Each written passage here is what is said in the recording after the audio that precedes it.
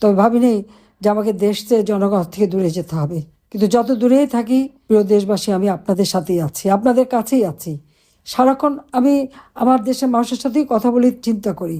15 জুলাই 2024 থেকে 8ই আগস্ট পর্যন্ত যত অপকর্ম করেছে, মানে পুলিশকে হত্যা করা, মেট্রো রেল থেকে শুরু করে সব জায়গায় আগুন দেওয়া, অগ্নিসন্ত্রাস করা, যত অপরাধ, এমনকি এই যে ছাত্র হত্যা, আবু সাইদ থেকে শুরু করে, মুগ্ধ থেকে শুরু করে সমস্ত হত্যাকাণ্ডের পিছনে এই মেটিকুলাস ডিজাইন কাজ করেছে।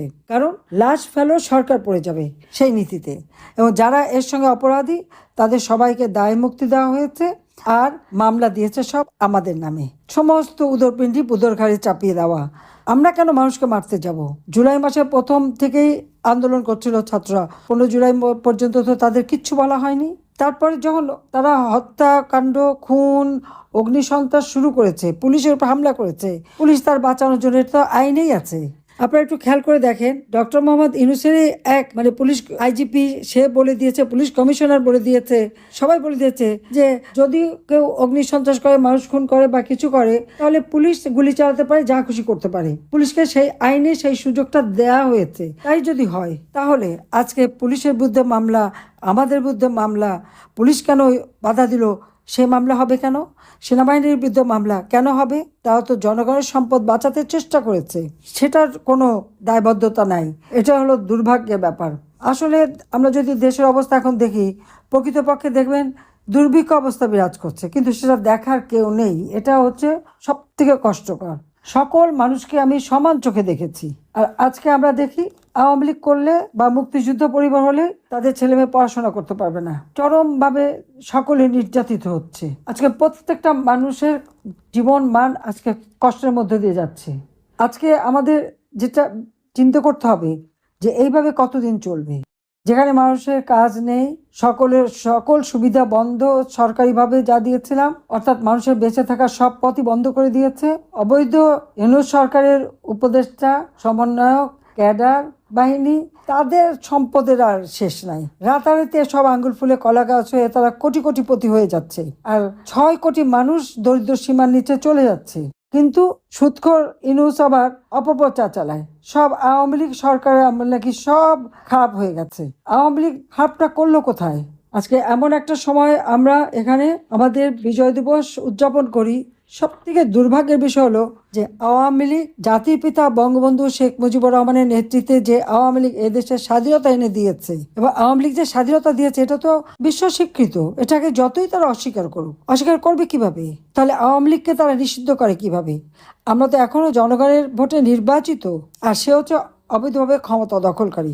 অবৈধভাবে ক্ষমতা দখলকারী ক্ষমতায় এসে তারা আওয়ামী লীগ নিষিদ্ধ করে, আওয়ামী লীগের কার্যক্রম বন্ধ, এবং আওয়ামী লীগকে বাদ দিয়ে ইলেকশন করবে। যেখানে আমরা 2008 সালে 48% ভোট, সেটাও আমরা 259 সিটে অংশগ্রহণ করি, আর 41টা সিট আমাদের যারা শরিক দল ছিল তারা নির্বাচন করে। অর্থাৎ প্রায় 50% ভোটার আজকে ভোট দিতে পারবে না, কারণ আওয়ামী লীগ করে দেখে তাদের ভোট দেওয়ার অধিকার নাই, নির্বাচন করার অধিকার নাই। তাহলে এটা কোন ধরনের গণতন্ত্র দিচ্ছে? এটা কোন ধরনের ন্যায় বিচার? কোথায় আইনের শাসন? ছাত্র নামধারীদের হাতে লাঠি, সোটা, অস্ত্র, রামদা, ক্রিজ দিয়ে চিফ জাস্টিসকে পদত্যাগ করতে বাধ্য করা হয়। একে একে chief justice, public service commission, নির্বাচন কমিশন সবই তো এই অস্ত্র দিয়ে আর ভয় দেখিয়ে মপ করে তাদেরকে পদত্যাগ করিয়ে সব জায়গায় দলীয়করণ। প্রত্যেকটা বিশ্ববিদ্যালয়ে শিক্ষকদের লাঞ্ছিত করা হচ্ছে, শিক্ষকদের অপমান করা হচ্ছে। তারা তো শিক্ষক, তাদেরকে এই ছাত্ররা যখন অপমান করে তাদের বিরুদ্ধে কোনো ব্যবস্থা নেওয়া হয় না। যখন প্রকাশ্য দিবলোকে এক একটা মানুষকে কুপিয়ে কুপিয়ে হত্যা করে, যাকে হত্যা করে সেই জন্য দোষী। গোপালগঞ্জে সেখানে রীতিমতো গণহত্যা চালিয়েছে, 16,000 মানুষের বিরুদ্ধে মামলা দিয়ে বসে আছে। সারা বাংলাদেশে আওয়ামী লীগের প্রায় 5-6 লাখ নেতা কর্মীর বিরুদ্ধে মামলা। এই মামলা দেওয়াতে ইউনূস সাহেব অবশ্য একটা রেকর্ড করে ফেলেছেন, এটা ঠিক, কিন্তু বিচার নাই, ন্যায় বিচার নাই। আপনারা দেখবেন আজকে আমাদেরকে শাস্তি দিয়েছে, হত্যা করলো ডক্টর মোহাম্মদ ইউনূস তার মেটিকুলাস ডিজাইনের মাধ্যমে 7.62 বুলেটের দ্বারা, আর মামলা দিচ্ছে আমাদের বিরুদ্ধে, শাস্তি আমরা পাচ্ছি। এবং আমি আর রেহানা, আমাদের 5টা বাচ্চাও রেহাই পাচ্ছে না। আমি দেশবাসীর কাছেই সেটা বিচার চাই। আমাদের প্রত্যেকটা নেতা কর্মী তাদের ঘর বাড়ি সব জ্বালিয়ে দিয়েছে। আপনারা জানেন তারা যে লাশ ফেলেছে এটা তো পরিষ্কার কথা। যেমন তার মাস্টার মাইন্ড মাহফুজ আলমকে ইউনূস পরিচয় করিয়ে দেয়, সেই নাকি সব পরিকল্পনা করে আওয়ামী লীগকে ক্ষমতা থেকে হটিয়েছে। আর লাশ ফেলো, সরকার পড়ে যাবে। তারপর হলো শেখ হাসিনা রেহানাকে হত্যা করো, সব ঝঞ্ঝাট মিটে যাবে। আমরা অপরাধটা কি করেছি? জনগণের কল্যাণে কাজ করেছি, জনগণের মঙ্গলের জন্য কাজ করেছি। ইউনূসের মতো তো পয়সা বানায়নি। 6,000 টাকা বেতনের চাকরি করতো, 5,000 কোটি টাকা তার এখন ফিক্সড ডিপোজিট। 38টা কোম্পানিতে ট্যাক্স দেয় নাই, সব প্রত্যেকটা কোম্পানির মালিক কিন্তু ইউনূস নিজে। এবং তার এত টাকা কোত্থেকে আসে? সেই প্রশ্নটা সকলের, যে এই যে শুধু বাংলাদেশে তার এত টাকা, তো বিদেশে কত আছে? কাজে আজকে দেশবাসীকে রুখে দাঁড়াতে হবে। এই অন্যায় অবিচারের হাত থেকে দেশবাসীকে উদ্ধার করতে হবে।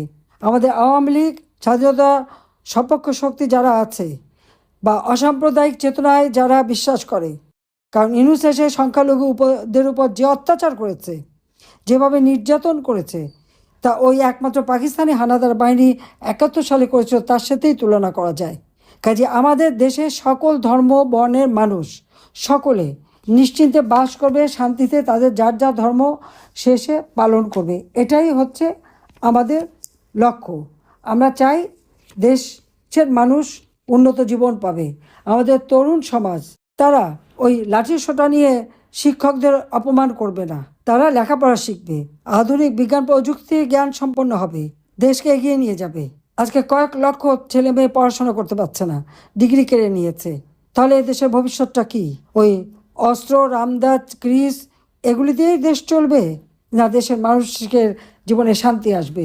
ইনশাআল্লাহ এটুকু কথা দিতে পারি, যদি আওয়ামী লীগ আবার আপনাদের সেবা করার সুযোগ পায়, প্রিয় দেশবাসী আমার, আমি অবশ্যই আপনাদের জীবন মান উন্নত করা, জীবনের নিরাপত্তা দেওয়া, মানুষের ভাগ্য পরিবর্তন অবশ্যই আমরা করতে পারবো, সে আত্মবিশ্বাস আমাদের আছে। আজকে কারাগারে আমাদের নেতাকর্মীরা, এই বিজয়ের যাদের জন্য বিজয়, সেই মুক্তিযোদ্ধা, তারা আজ কারাগারে বন্দী অথবা ঘরে আটকা। কি দুর্ভাগ্য আমাদের যে আমরা স্বাধীনতা এনে দিলাম, আর আওয়ামী লীগ যেতে পারবে না, স্মৃতিসৌধে শ্রদ্ধা জানাতে পারবে না। আমাদের বলে আমরা নাকি হত্যা করেছে। আমি তো হত্যা করি নাই, হত্যা করেছে ইউনূসের যে এই চেলা চামুন্ডারা, জঙ্গিরা, যাদেরকে ছেড়ে দিয়েছে। প্রত্যেকটা হত্যাকাণ্ডের পিছনে তাদের হাত আছে, এটা আমি হলপ করে পড়তে পারি। এবং যদি কখনো এই মামলা সব তাদের যত রকমের এভিডেন্স আছে সবগুলি একসাথে বের করা হয়, তাহলে দেখা যাবে কারা এর জন্য দায়ী। কোনো মতে একটা মামলা সাজিয়ে সেখানে একটা শাস্তি দিয়ে খুব বাহবা নিচ্ছে। জন্মেছি একবার, মৃত্যু হবে একবার। প্রতিবার আল্লাহ যেভাবে হোক আমাকে বাঁচিয়ে আনেন। তবে ভাবিনি যে আমাকে দেশ থেকে জনগণ থেকে দূরে যেতে হবে, কিন্তু সেটাও হয়তো কোনো একটা চক্রান্ত ছিল, কিন্তু এটা আমাদের হয়তো ভাগ্যের লিখন। কিন্তু যত দূরেই থাকি, প্রিয় দেশবাসী, আমি আপনাদের সাথেই আছি, আপনাদের কাছেই আছি। সারাক্ষণ আমি আমার দেশের মানুষের সাথেই কথা বলি, চিন্তা করি, এবং আমি ভবিষ্যতে কি করব সেই চিন্তাও এখন করে রাখছি। গৃহহীন মানুষদের ঘর দেওয়া, যত নির্যাতিত পরিবার, যাদের ঘর বাড়ি ব্যবসা প্রতিষ্ঠান ধ্বংস করেছে, তাদের জীবন মান আবার উন্নত করা, সব কিছুর জন্য ফিরে পান সেই ব্যবস্থা করাবে।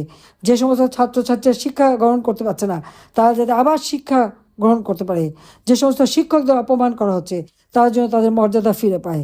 চাকরিহারা, সরকারি, বেসরকারি অথবা পুলিশ বা প্রশাসন তারা যেন আবার স্ব জায়গায় স্ব চাকরি ফেরত পায় এবং সম্মান ফেরত পায়।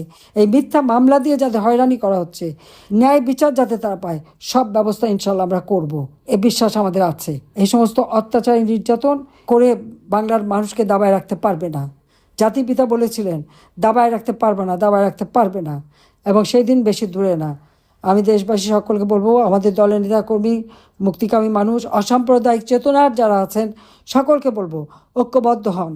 যা আছে যেভাবে আছে, এই যত রকমের অপকর্ম করে যাচ্ছে সেগুলি দেশে বিদেশে তুলে ধরুন। সেই সাথে সাথে সকলে ঐক্যবদ্ধ হয়ে ইউনূস এবং তার জঙ্গি সরকার, এদের উৎখাত করে গণতন্ত্র ফিরিয়ে আনার জন্য সবাই ঐক্যবদ্ধ হন। সেই আবেদন আপনাদের কাছে করি। ইনশাআল্লাহ জনতা জয় হবে। জয় বাংলা, জয় বঙ্গবন্ধু, বাংলাদেশ চিরজীবী হোক।